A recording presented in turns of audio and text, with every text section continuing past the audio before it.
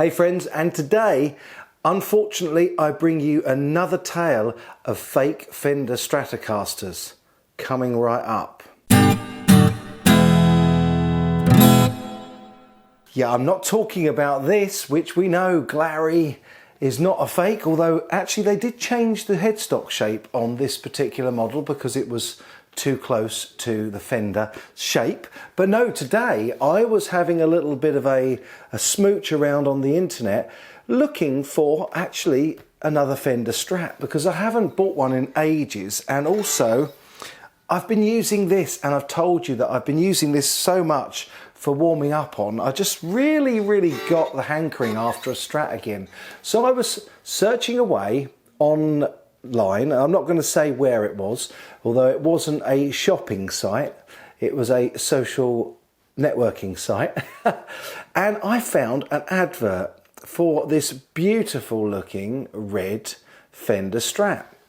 And so I thought I'll have a little closer look because the price seemed too good to be true at 240 UK pounds, which is around 300 US dollars. The thing that really struck me was that this thing looked in really good nick, and why would anybody be selling a USA made Fender Strat for that kind of money, including a Squire amp? So I got to look a little bit closer, and I'm going to show you some pictures of it now, and you'll see exactly why it was that alarm bells started ringing in my head. So the first thing I did was I did a search on the Fender website for the serial number which was quoted or shown in this picture on the back of the headstock, which was S772176.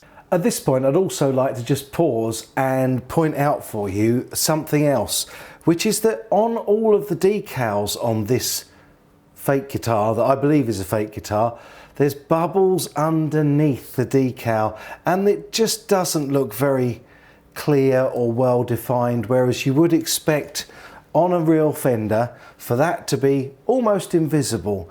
Obviously at that sort of age you would get a little bit of aging and yellowing of the decals, so you do see them more on vintage instruments, but this looks really new and really very fake, especially the little bubbles underneath there, underneath the plastic film. So something to look out for if you're looking at buying a second-hand guitar and you think it might be fake. That's one way to find out if it is a fake decal.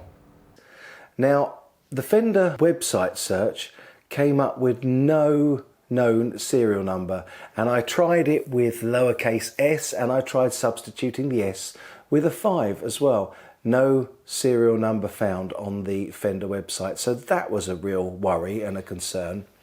So I then moved on to the Reverb store because they're pretty good at helping with this kind of thing, and they had a guide for dating Fender guitars.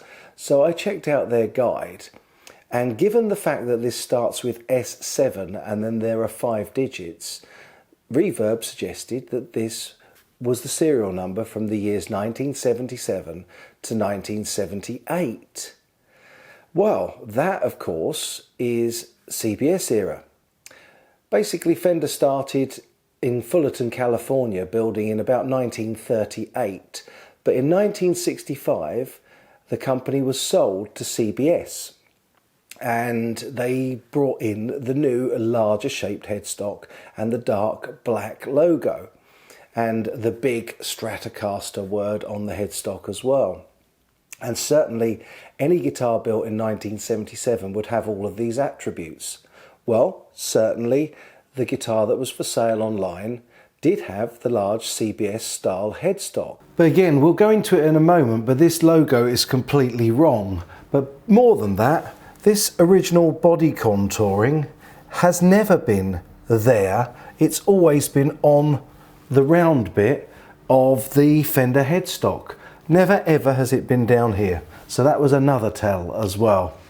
But it was totally the wrong kind of Fender logo, and it had still the small Stratocaster wording as well, which wasn't around in 1977, because a quick internet search on 1977 styles threw up this look for the Fender style of writing and headstock at that point in time. The other thing you'll notice about the real logo from 1977, other than not having the body contouring here, it hasn't got it here either.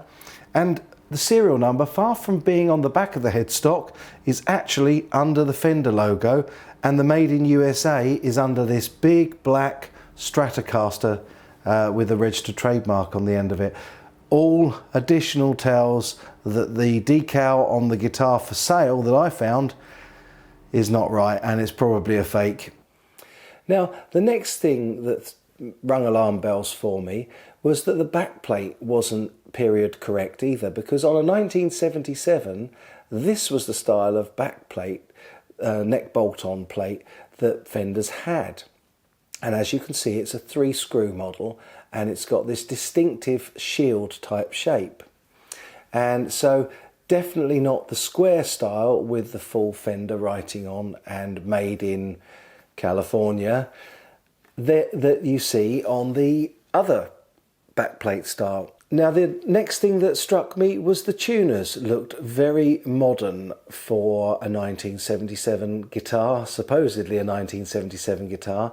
And as you can see, the tuners on a real 1977 Strat were much more in keeping with that period and earlier, with the thin rods and the winged style tuning pegs. Now, the thing that really gave it away to me was the logo on the back of the headstock, along with a 50th anniversary sticker.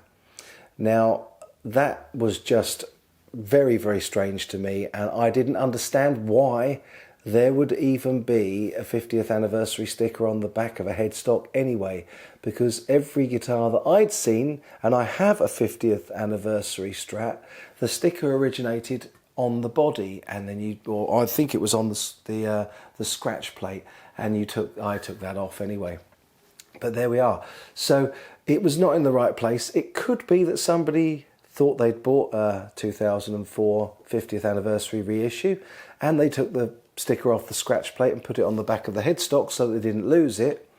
But I don't think so somehow, and actually it doesn't even look like this is actually a sticker. It looks like this photograph may have even been doctored to show the 50th anniversary sticker on the back of the headstock. Now, the 50th anniversary was in 2004, as it shows there, 54 to 2004. But what they did was, in 2004, they built a whole load of 1954 style guitars as a celebration of that 50th anniversary, not 1977 CBS era Strats with the larger headstocks. As far as I can find, they didn't make any of those reissues. And so the 50th anniversary headstock decal was a real tell. And certainly I needed to look no further, because I knew that this was now not a genuine guitar, and possibly not even a genuine Fender, let alone an American Fender. So there you go, folks. It's just a simple case, again, as always, of buyer beware. I'm 99.999% certain that this is A, not an American made Fender, and B, probably not a genuine Fender either, because that serial number just doesn't check out. And it certainly isn't a 1977-78 guitar. So be really careful. If you see something online that looks too good to be true, it doesn't necessarily have to be a fake from China, although I believe this one could easily be. It's more important that you check out the Fender website, do a serial number search like I did on this one, and also check the places like Reverb and places like that that give you examples and give you things to look out for on that vintage of guitar. So it definitely isn't at 2004, because they didn't make CBS reissues in 2004. It was the 50th anniversary of the 1954 style guitars, and all the guitars built to celebrate that anniversary were 50s style guitars. So if you've got any ideas of maybe if I've missed something and this could be an American Fender, you be sure to let me know in the comments section down below. I'd be really interested to be proved wrong on this one. As always, if you've enjoyed this video, don't forget to give it a like and a thumbs up, and it certainly can't hurt to subscribe, and then you'll be notified, if you click that bell icon that is, of all of my uploads. And I'll be back real soon with the best content I possibly can. But in the meantime, as always, my friends, you take good care.